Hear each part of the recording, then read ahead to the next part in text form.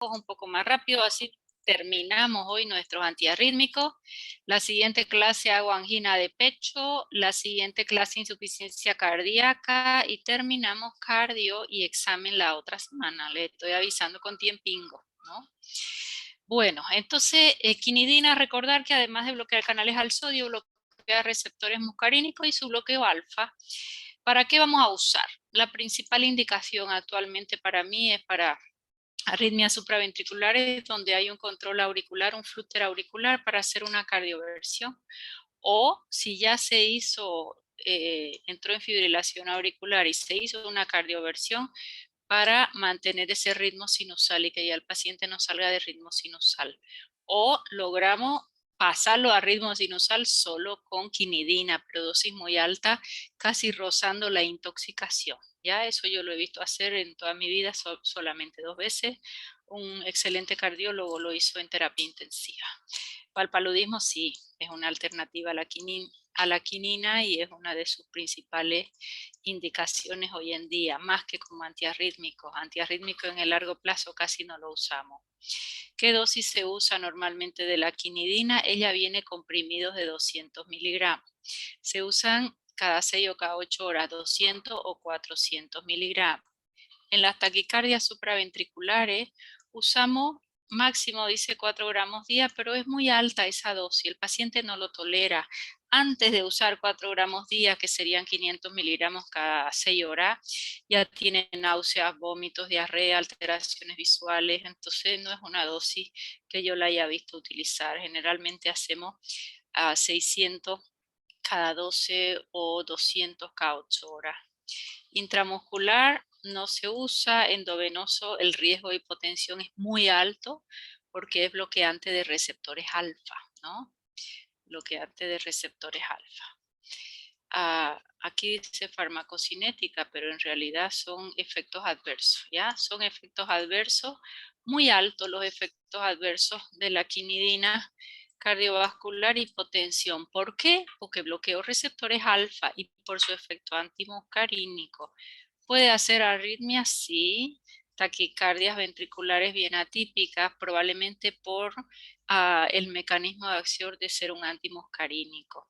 A nivel gastrointestinal no es bien tolerada. La frecuencia de diarreas, náuseas y vómitos es alta. Paciente que toma quinidina. Hipersensibilidad, ya hemos visto que las hipersensibilidades es tipo 1, tipo 2, tipo 3 y tipo 4. No solo un rash, hasta un edema de glotis, sino algunas autoinmunes inclusive, ¿no? Destrucción de plaquetas con mucha frecuencia, fiebre puede dar por reacción de hipersensibilidad, hepatitis, ella es hepatotóxica y un síndrome similar al lupus. Siempre les recuerdo yo que toda vez que tu paciente esté medicado y aparece otra patología, probablemente autoinmune, revisar muy bien toda la medicación que recibe pensando en que ese fármaco pudiera ser la causa.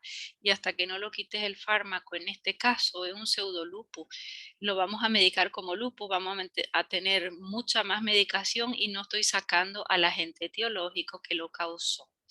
Trombocitopenia con mucha frecuencia, la quinidina, hipoglicemia. Normalmente cuando vamos a hacer vamos a retornar a un ritmo sinusal de un ritmo atrial al paciente, él casi entra en hipoglicemia, lo tenemos que tener controlado, ¿no? Ese paciente está monitorizado, vamos haciendo niveles de glucosa, vamos tomando presión arterial, está monitorizado la frecuencia, porque casi llegamos a una hipoglicemia severa, a la dosis que yo necesito para hacer una inversión del ritmo de atrial a sinusal. Se deposita en córnea, hace cristales de quinidina, eso los determina oftalmólogo y eso hace trastornos visuales, diplopía, visión borrosa, trastornos en acomodación. Y cuando ya hay intoxicación, que es muy usual, o porque estamos nosotros dando dosis altas para tratar de pasar de un ritmo atrial a un ritmo sinusal, muy frecuente, el paciente tiene tinnitus en los oídos, un pitido fuerte en los oídos, acúfeno, deficiencia auditiva, los trastornos visuales son muy frecuentes y todo esto gastrointestinal por ser un fármaco no bien tolerado, ¿no? A nivel cardiovascular, sí, ¿por qué hay bloqueo? ¿Por qué puede producir bloqueo una quinidina?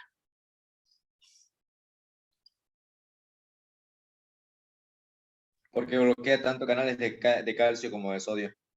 ¿Así bloquea canales al calcio la quinidina? A ver, Boris, ¿qué mecanismo de acción tiene quinidina? Nómbrame los 3. Bloquea canales de sodio, De bloquea... sodio, por eh, eso el bloqueo. Bloqueo es conducción y la conducción es sodio. No le bloquea canales al calcio.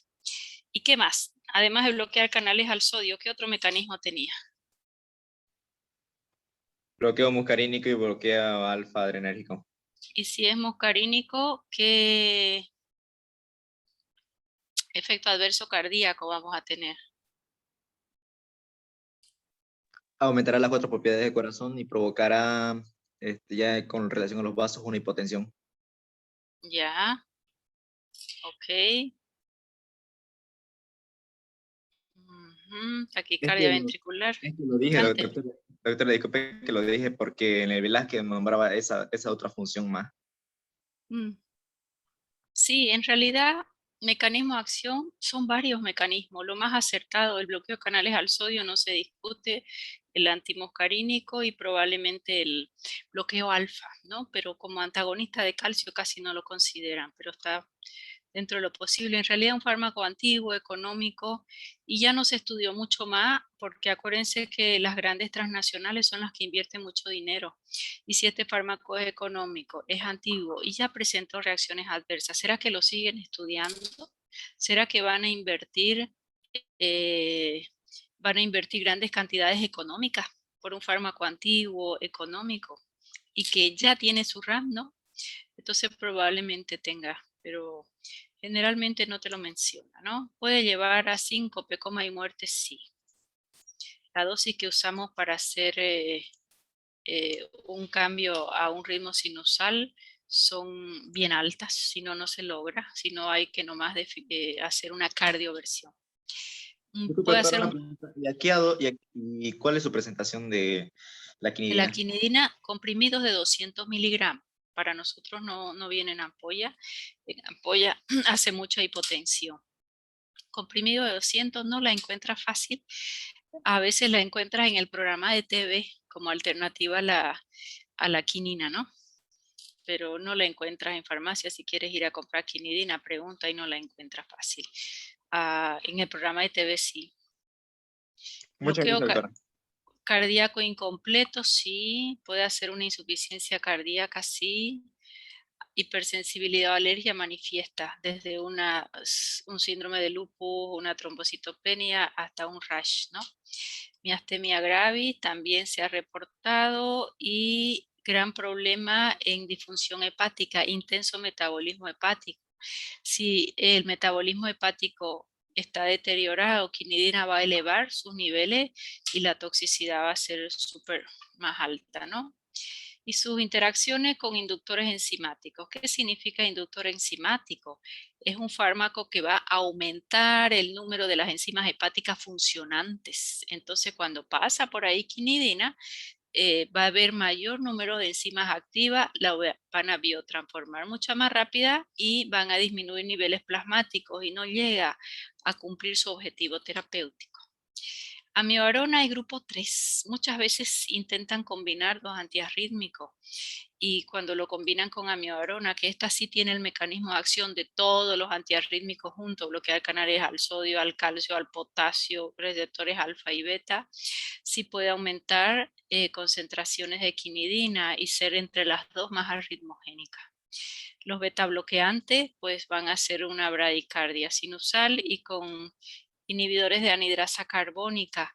¿Quién recuerda quiénes eran los inhibidores de anhidrasa carbónica y para qué lo usábamos?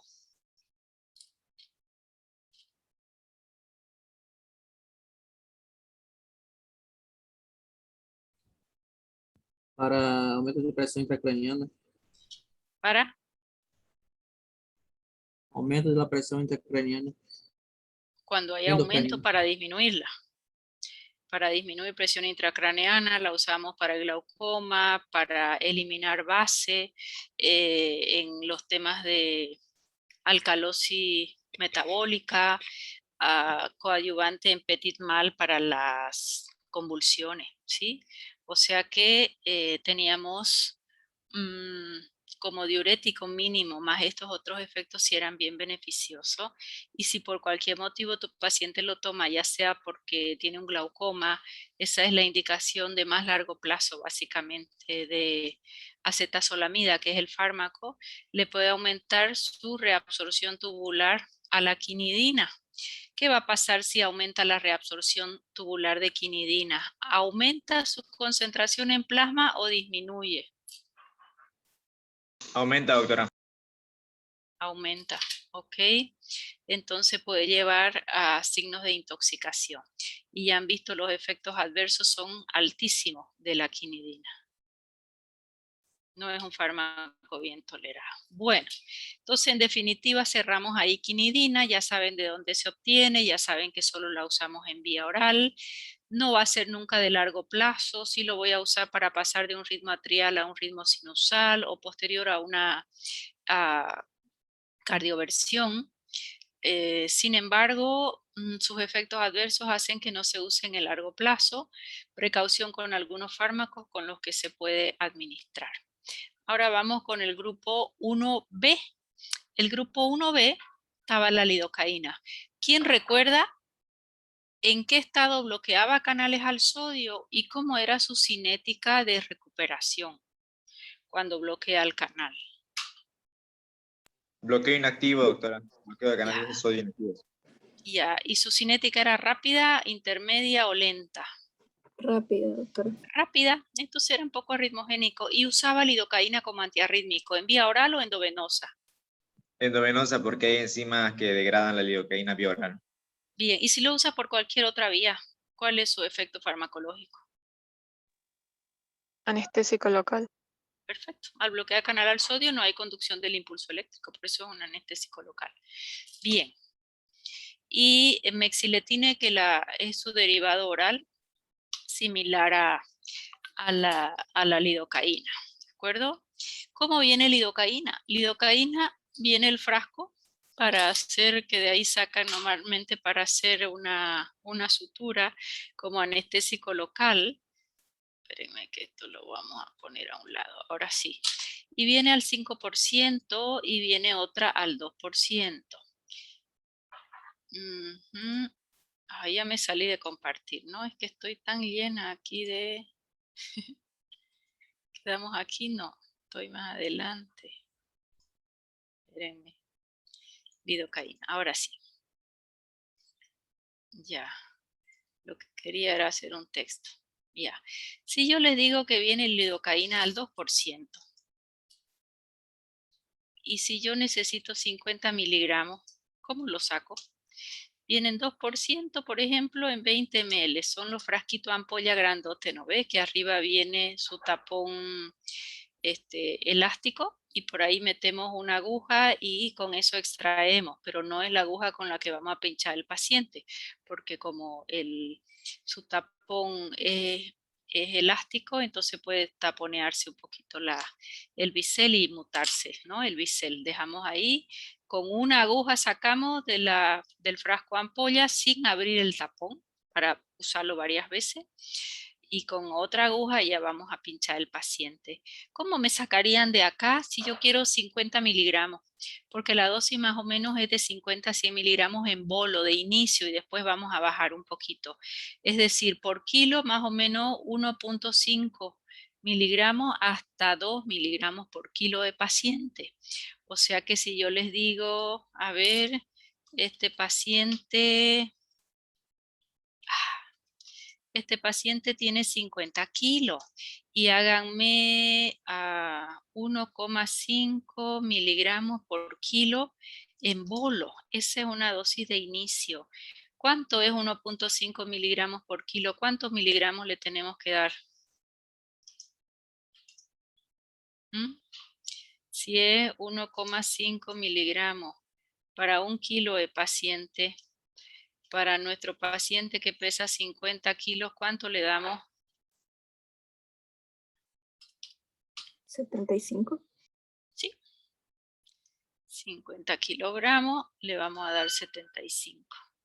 ¿Y cómo vas a hacer? ¿Quién me respondió? Era la voz de Fabiana. Como son 3 los que me contestan siempre, ya los ubico bien. Fabiana Vargas. ¿Y cómo hacemos? Necesito 75 miligramos y viene al 2%. ¿Qué hago?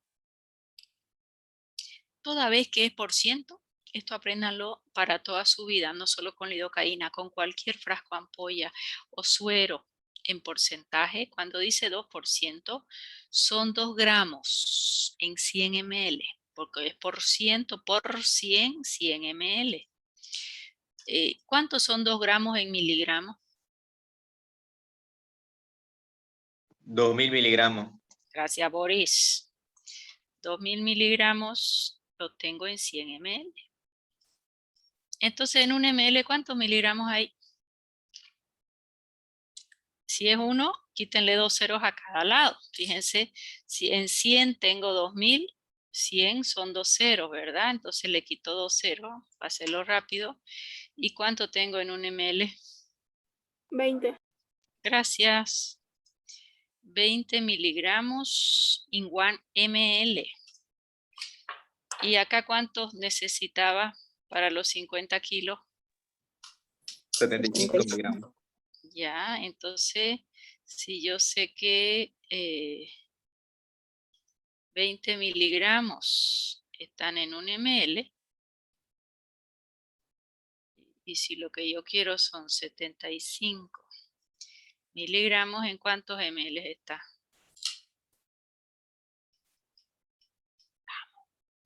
3.7. Ya, 3.7 ml sacan y lo hacen en bolo, en 2 a 3 minutos, no en bolo rapidísimo. ¿Se entendió? Repito, toda vez que ustedes vean un frasco ampolla o un suero, a veces viene suero al 2, al 5, al 10%, al 50%, es gramos en 100 ml. Saquen, una sola vez lo hacen y después se van a acordar que si es al 2% tienen 20 miligramos en un ml. Así tu ampolla venga de 1 ml, de 10, de 20, de 100, porque a veces las industrias en lugar de 20 pueden traerlo de 10 ml. Los ml que traigan no importa, lo que importa es el porcentaje. Toda vez que diga por ciento, son gramos en 100 ml, ¿ya? Vamos a ver si se entendió.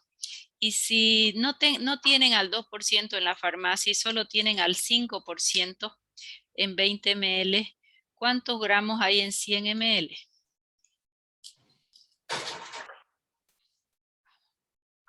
50 miligramos. 5 gramos. ¿Y 5 gramos cuántos miligramos son? 5.000 miligramos. 5.000. ¿Y en un ml cuánto va a haber? 50. Ya.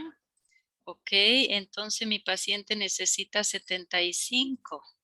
¿Cuánto le vamos a dar? Yo sé que tengo 50 miligramos. ¿En cuántos ml? En 1 ml, porque la concentración era al 5. Y si yo necesito 75 miligramos, ¿cuántos ml le voy a dar? 1,5.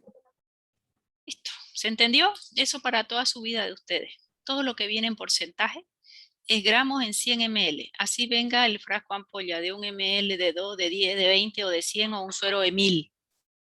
Porcentaje siempre ustedes tienen que sacar gramos en 100 ml y de ahí sacan en 1 ml cuánto tienen. ¿Se entendió?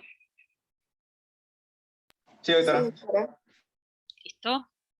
¿Borramos o alguien necesita que repitamos algo hasta aquí? Bueno, como les queda grabado, seguramente ya lo miran. ¿Ok? Bueno, ¿qué tengo con la lidocaína? La lidocaína, ay, esta barra de navegación no me dejan ni mirar aquí, qué barbaridad. Ya.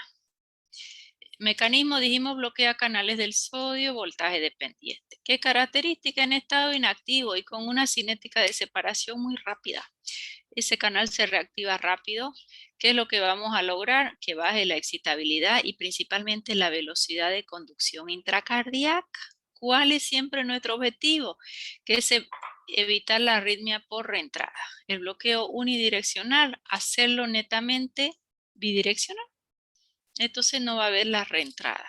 Eso es el principal efecto de lidocaína sin alterarnos el sistema nervioso autónomo, o sea que no va a haber grandes cambios, principalmente en presión arterial ni a nivel sinusal inclusive, ¿ya?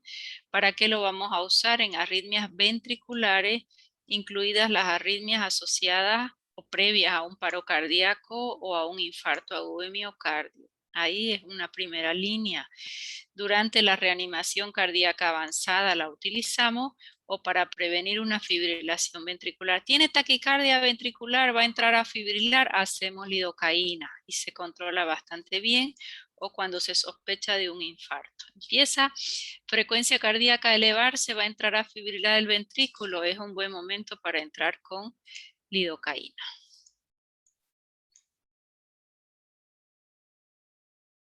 Bien.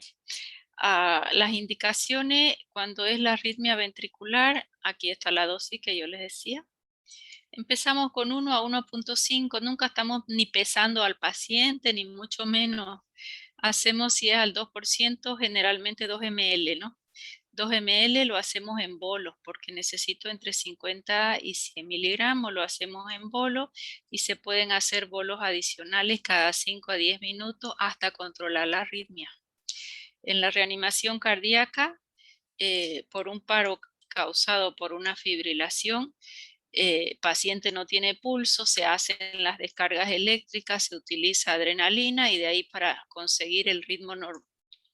No se consigue todavía un ritmo normal, o sea que han paleteado al paciente, han hecho adrenalina, pero sigue fibrilando, ahí entramos con lidocaína. O sea que toda vez que tenga taquicardia ventri y está entrando a fibrilación ventricular, ahí es el momento de entrar con lidocaína, ¿no? Hasta 3 miligramos por kilo como dosis máxima y vamos a repetir en bolo cada 3 a 5 minutos y después se puede hacer una dosis de mantenimiento de 0,5 a 1, pero generalmente esto es para sacarlo al paciente de la fibrilación. Profilaxis de la fibrilación, pacientes que han experimentado, se sospecha un infarto, es la misma dosis. Bien, farmacocinética. Vía oral, olvídense, no me sirve. A veces viene en gel la lidocaína. ¿Para qué vendrá en gel para tragar la lidocaína? ¿Quién se le ocurre algo? Cuando te van a hacer, por ejemplo, una endoscopia y van a meter la manguera, la sensación para el paciente es terrible. Ahí te hacen un spray, abra la boca, es horrible, es la parte más fea de la endoscopia, el que se lo ha hecho. O le hacen tragar en gel. O usan en gel cuando hay unas vesículas en el paciente de herpes virus, ¿no? O una estomatitis y el bebé llora y no puede ni tomar la leche. Ahí se le pone un gelcito que viene saborizado. Mientras está el gel, como bloquea canales al sodio, no le causa dolor, pero tras que se va, nuevamente vuelve, ¿no? Pero si lo traga en el estómago no hace nada y se inactiva, o sea que es solo para la cavidad oral o unas ampollitas que tenga el paciente, generalmente asociados a las estomatitis, ¿ya? Bueno, en vía oral, intenso metabolismo, se inactiva, chao, nada, solo la voy a usar endovenosa. Su distribución es bastante amplia por el organismo y pacientes que tienen infarto aumenta su unión a proteína plasmática y ellos precisan probablemente unas dosis más altas. Paciente normalmente que un infarto aumenta el CKMB, creatininfofoquinasa y la CPK, ¿no? La CPK y la CKMB. Esto se puede distribuir en dos fases.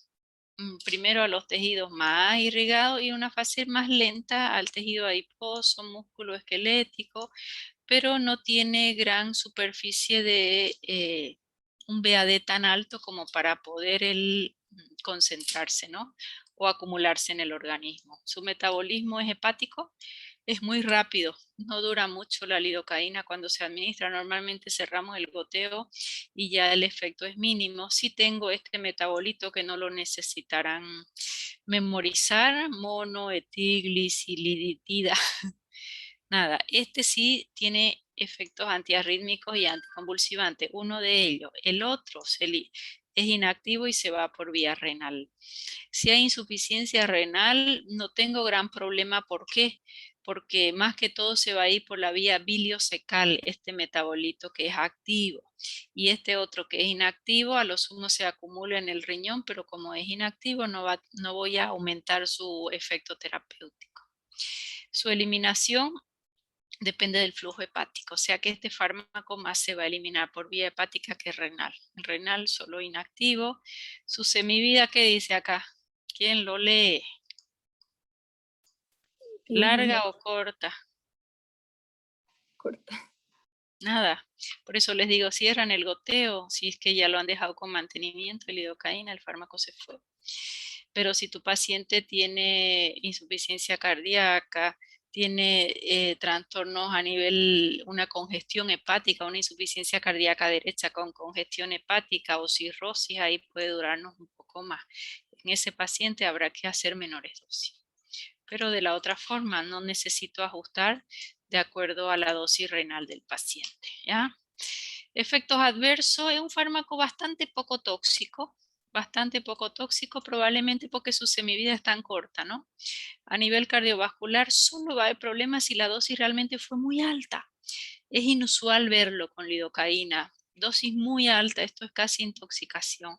Ahí puede haber un bloqueo porque bloquea canales al sodio, puede hacer los bloqueos, pero es muy poco frecuente. Puede hacer hipotensión con muy poca frecuencia o ensanchar el QRS, ¿no?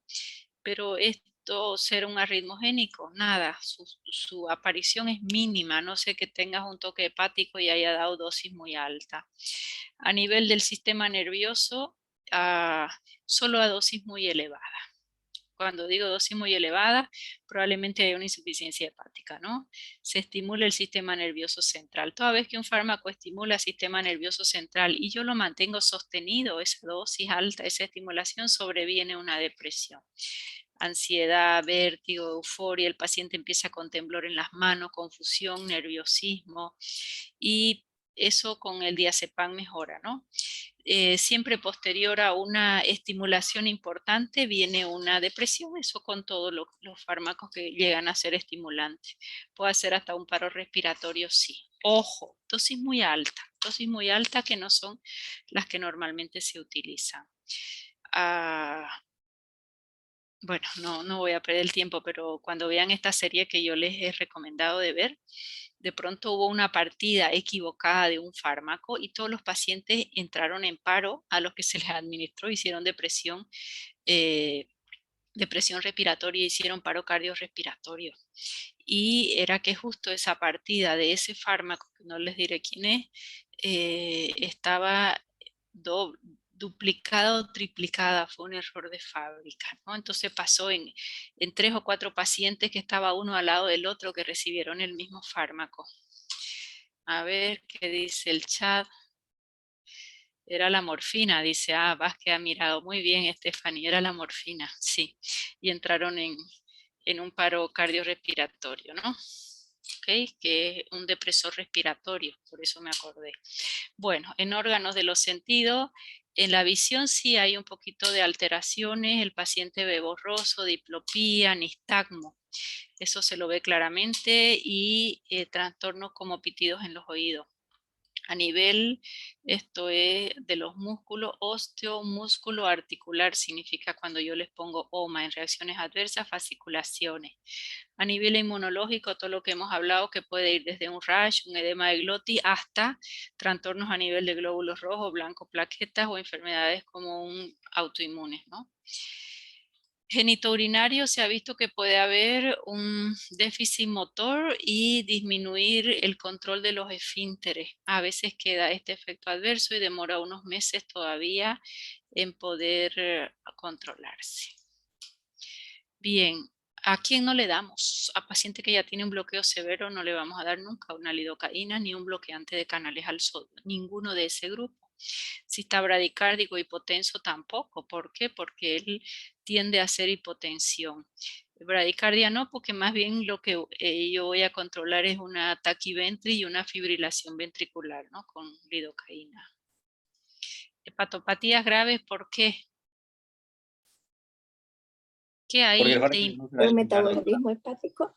metabolismo hepático alto, ¿no? Y da un metabolito activo que sigue teniendo actividad. Y si encima no se biotransforma, puede llegar a toxicidad. Y ustedes han visto que cuando son niveles tóxicos con dosis usuales, se puede darse por insuficiencia hepática, va a aparecer los signos de intoxicación.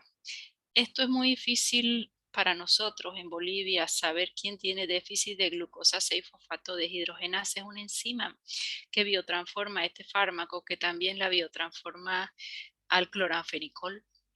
En otros países te hablan ya de déficit de esta enzima y lo determinan. Acá usan lidocaína y a nadie le hace. Usan la lidocaína en emergencia, ¿no? No es. Pero este paciente sí puede agravar una metahemoglobinemia o llevar a una metahemoglobinemia, y eso es muy complejo para sacar al paciente. Pero es solo es una idiosincrasia, solo en estos pacientes de pronto que no tienen esta enzima. Las interacciones, todo lo que es un inductor enzimático, aumenta enzima y acortan su vida. Amiodarona siempre la coloco porque suelen asociarla mayor riesgo de bradicardia, y con la mexiletine oral, mioclonía reversible. Estoy potenciando básicamente la dosificación de ella, ¿de acuerdo? Entonces estamos aumentando el efecto. Toda vez que con lidocaína se controló, muchas veces se prefiere dejar mexiletina al paciente en vía oral, entonces se hace el cambio de una a la otra mientras está internado el paciente y con su monitor.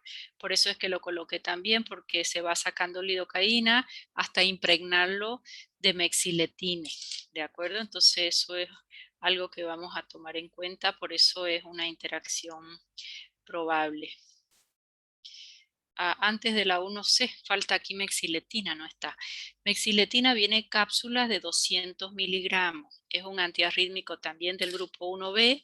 Su comportamiento básicamente es igual al de la lidocaína, bloqueando canales al sodio.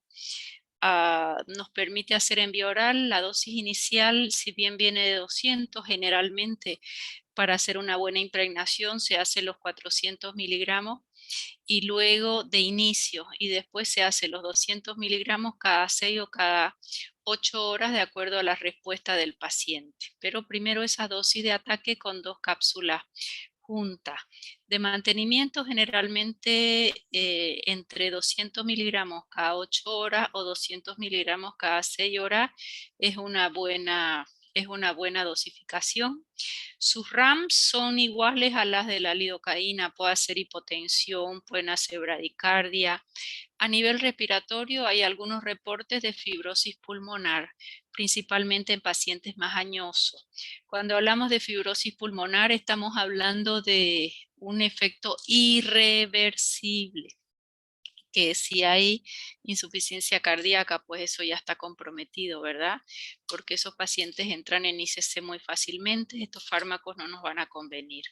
A nivel de sistema nervioso central, cuando ya la dosis fue muy alta, sí hay signos de estimulación de inicio, confusión, vértigos, mareo, dificultad para el habla, que después de una estimulación importante ya sobreviene una depresión. En cuanto a su absorción, se toman por vía oral, tienen buena biodisponibilidad, un 90, un 80%, intenso metabolismo hepático, igual que lidocaína, usando el CYP3A4. Si ustedes recuerdan, ciberacitocromo, y 3A4 es la enzima que más biotransforma los fármacos, que teníamos interacción a veces con el jugo de pomelo, ¿no? Su eliminación es renal, los metabolitos y un poco el fármaco inalterado, y su semivida sí es bastante más prolongada que la de la lidocaína. Estamos hablando de 10 horas aproximadamente. Es un fármaco que va a responder muy bien administrado cada 8 horas. 200 miligramos cada 8 horas es la dosis más usual, excepto si hay una insuficiencia hepática, porque su metabolismo de ella es hepático, ¿no? Contraindicado en embarazo y lactancia, los dos, ¿no? Bueno, en embarazo y lactancia a veces solo se utiliza si el beneficio es mucho mayor al riesgo, básicamente. Bueno, con eso tenemos bloqueadores del 1A, la quinidina, 1B, endovenoso la lidocaína, vía oral mexiletina y el 1C. Estos fueron prometedores, estos fármacos. Yo era estudiante de farmacia cuando se lanzaron como una excelente alternativa en arritmia, la flecainida y la propafenona. Sin embargo, se dieron cuenta que de pronto ellos eran muy arritmogénicos y hacían muchos bloqueos y hacían paro y fueron muchas muertes asociadas a su uso. ¿Alguien quería preguntar algo? Yo, doutora, perdão, es que no pude anotar la presentación. De la mexiletina, 200 miligramos en cápsula, solo vía oral. Ok, gracias. ¿Ya? Bien, propafenona entonces bloquea canales al sodio, sí. ¿En qué estado? ¿Activo, inactivo o reposo? ¿Quién se acuerda? ¿Y cómo era su cinética? Activo, doctora, cinética. Lenta. Bloquea y se queda. El cinética de recuperación es el canal queda sin bloqueo ¿al cuánto tiempo? A los 5 segundos, o sea que el bloqueo es muy largo. Bien, metabolismo hepático alto, casi no se usa en Wolff-Parkinson-White este fármaco. Indicaciones en taquiarritmia, pacientes con el síndrome. ¿Qué es el Wolff-Parkinson-White? Una reconducción del impulso cardíaco desde los ventrículos hacia las aurículas. ¿Por qué? Por una conexión de un haz de Kent ¿Por qué? del ventrículo hacia la aurícula. Ya, es un defecto congénito donde el impulso eléctrico va a tener otra vía de conducción. Eso es exactamente. Entonces está permanentemente haciendo reentradas ese paciente porque esta otra camino alterno, en lugar de tener el camino desde nodo sinusal hasta red de Purkinje, tengo un camino alterno de la conducción del impulso eléctrico. ¿Y qué se puede hacer, Boris? ¿Qué pudiéramos hacer? Tengo este camino alterno y empieza a conducir impulsos eléctricos y nos hace extrasístoles permanentes. ¿Qué se pudiera hacer? ¿Qué has leído? No encontré nada sobre ello, doctora. ¿Saben qué se hace? Se entra con un catéter y se hace una ablación, se destruye la vía alterna, ABC definitivo y ya queda con un antiarrítmico de base o con ninguno. Muchas veces ese es el camino definitivo para hacer el bloqueo de esa vía de conducción alterna. Propafenona se puede utilizar, sí, comprimidos de 150 miligramos. Normalmente usamos en taquiarritmia, en taquiventri, cuando otros fármacos no han dado solución antes de eso, se usa probablemente amiodarona con un poco menos de RAMS. Bueno, las dos tienen alta RAM. Sus efectos adversos muy relacionados a su mecanismo de acción, ya que hacen cierto grado de vasodilatación y hacen mareo, hacen trastornos de conducción, bradicardia, la visión borrosa. Esto, como cualquier fármaco que puede destruir plaqueta, la pesadilla que atraviesa el sistema nervioso central, pudiendo hacer síncopes, sí, zonas de bloqueo importantes, eso es lo que más me interesa. Queda menos de un minuto. La clase de ustedes va a seguir el día jueves, el día miércoles hay elecciones, pero el jueves es todo normal, ¿ves? De 10 a 1, de aquí me faltan 2 o 3 fármacos y termino antiarrítmicos para empezar el penúltimo tema, que lo terminaré el próximo lunes. O sea que de la semana que viene a la siguiente ya tienen su examen, ya les voy a decir qué día y en qué horario va a ir cada uno. Les estoy avisando con tiempo, ¿de acuerdo? Doctora, más o menos el 30, disculpe.